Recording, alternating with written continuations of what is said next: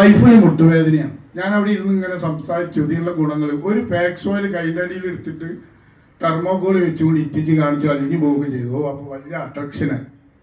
അപ്പോൾ പറഞ്ഞിങ്ങനെ റൈസർ ചെയ്യുകയാണെങ്കിൽ നിങ്ങൾക്ക് ഇതിൻ്റെ MRP അല്ലാത്ത വില കുറച്ച് കിട്ടും, സാധനങ്ങൾ ഉപയോഗിച്ചോളും. അല്ലെങ്കിൽ DP റൈറ്റിൽ ഇവരെ പ്രകാരൻ്റെ പേരിൽ ആരെയും കൊടുന്നിരുന്നത്. അപ്പോൾ പറഞ്ഞു ഞങ്ങൾ റൈസർ ചെയ്യണം. ആ ആധാരമൊക്കെ കൊടുത്തു. പിന്നെ എന്നോട് ചോദിച്ച് നിങ്ങളെ കണ്ട വഴിഞ്ഞാൽ നിങ്ങളെ സ്ഥലം എവിടെയാണ്? പേര് ഞാൻ പറഞ്ഞില്ല, സ്ഥലത്തിൻ്റെ പേര് പിന്നെ ഞാൻ പറയണില്ല. ഞാൻ എൻ്റെ ടൗണ് പറഞ്ഞു കൊടുത്തു. അങ്ങനെ എവിടുന്ന കല്യാണം കഴിച്ച് അതും പറഞ്ഞു കൊടുത്തു. ഇപ്പം താമസം എവിടെ അതും പറഞ്ഞു.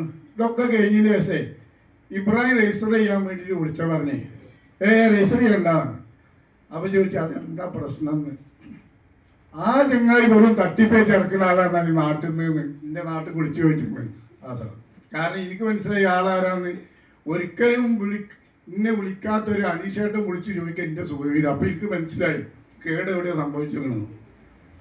ഇതൊക്കെ കഴിഞ്ഞ് ഒരു 2-3 മാസത്തിലുള്ളായി ഈ പാവം വീണ് വീട്ടിൽ സ്റ്റോക്ക് വന്ന് കിടക്കുകയാണ്. ഇവനെ വിളിച്ചു പറഞ്ഞല്ലോ ഞാൻ ഉടായിപ്പ് തട്ടിപ്പാന്ന് പറഞ്ഞാൽ അവന് വൈകുന്നേരം 4 മണിക്ക് കടയിൽ നിന്ന് ഇറങ്ങിയതാണ്. അവനും വീണു. ഇപ്പം 2 പേരും കിടപ്പില്ല. 2 പേർക്കും ഞാൻ ഇങ്ങനെ മെസ്സേജ് വിടും. അവർക്ക് സഹിക്കാൻ കഴിയുന്നുണ്ടോ എന്ന് എനിക്കറിയില്ല. അപ്പോൾ ഞാൻ വെറുതെ തമാശക്ക് പറഞ്ഞല്ല, നമ്മൾ കൈ കിട്ടിയ ഈ സംഭവം ഒരു വലിയ സമ്പത്താണ്. കാരണം നമുക്ക് ജീവിതം തിരിച്ചു കിട്ടുന്നുണ്ടല്ലോ. മരണം നമുക്കുണ്ട്, അതിന് യാതൊരു തർക്കമില്ല. ഇന്നെ സംബന്ധിച്ച് ഞാനിപ്പോഴും വണ്ടി ഓടുമ്പോൾ ആലോചിക്കുന്നില്ല വണ്ടി ഇടിച്ച് മരിക്കാതിരിക്കട്ടെ എന്ന്. രോഗിയാവാതെ എനിക്ക് 120 വയസ്സ് വരെ ജീവിക്കണം എന്ന് ആഗ്രഹിക്കുന്ന ആളാണ് ഞാൻ. നിങ്ങൾക്കൊക്കെ 50 കഴിഞ്ഞാൽ നിർത്തി പോകാമെന്ന് ആഗ്രഹം ഉണ്ടാവും. എനിക്ക് ആഗ്രഹം അതില്ല. എനിക്ക് അനുഭവിച്ച് ആഗ്രഹിക്കണം. കാരണം ഞാൻ എൻ്റെ ചുമരും ഇപ്പോൾ ഫിറ്റ് ചെയ്തേക്കുന്ന ഫോട്ടോ